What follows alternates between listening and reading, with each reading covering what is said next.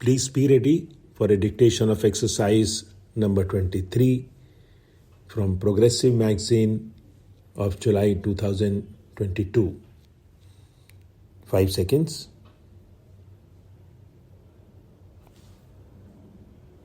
Start. Sir, I would just like to touch briefly on a few aspects of this question of national transport policy.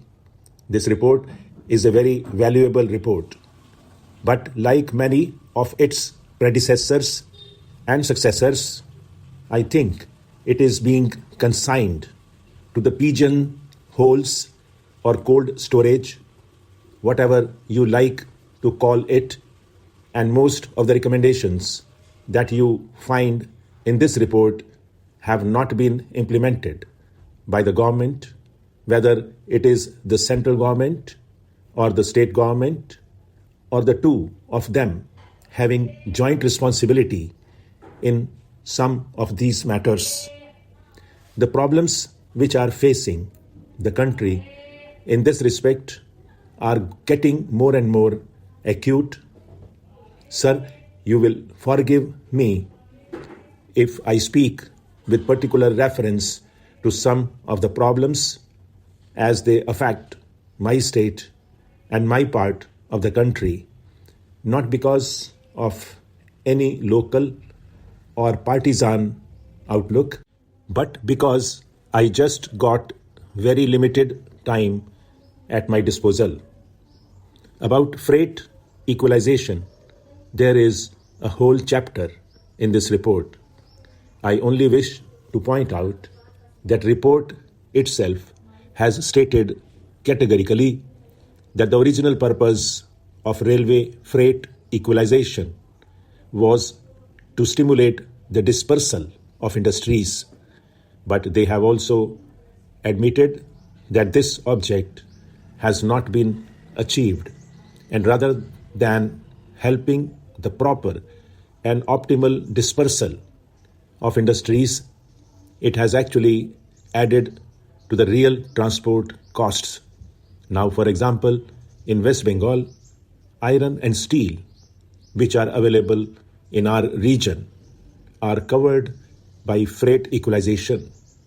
So that is an advantage enjoyed by the engineering industries located in other states at great distances, like Maharashtra and so on. But in the reverse process, you find that Bengal does not grow any raw cotton. We have got textile industries, and all the raw material that is cotton has to be brought from cotton growing areas. But it is not covered by freight equalization.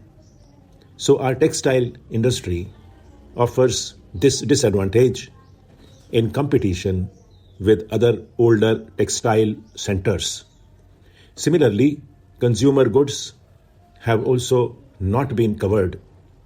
We have to get all our sugar from outside. We do not grow any sugar cane. Even mustard oil, which is the normal cooking medium for most of the people in Bengal, strangely enough, has to be brought from outside.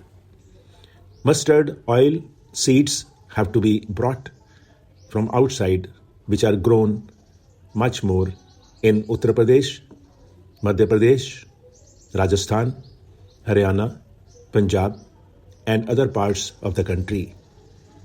Coal, I believe, is not actually covered by this freight equalization, but there exists a system of telescopic rates, as a result of which the consumers of coal who are situated at a great distance from the coal fields are actually enjoying the advantage of the telescopic rates. It is another form of freight equalization, even if formally it may not be so.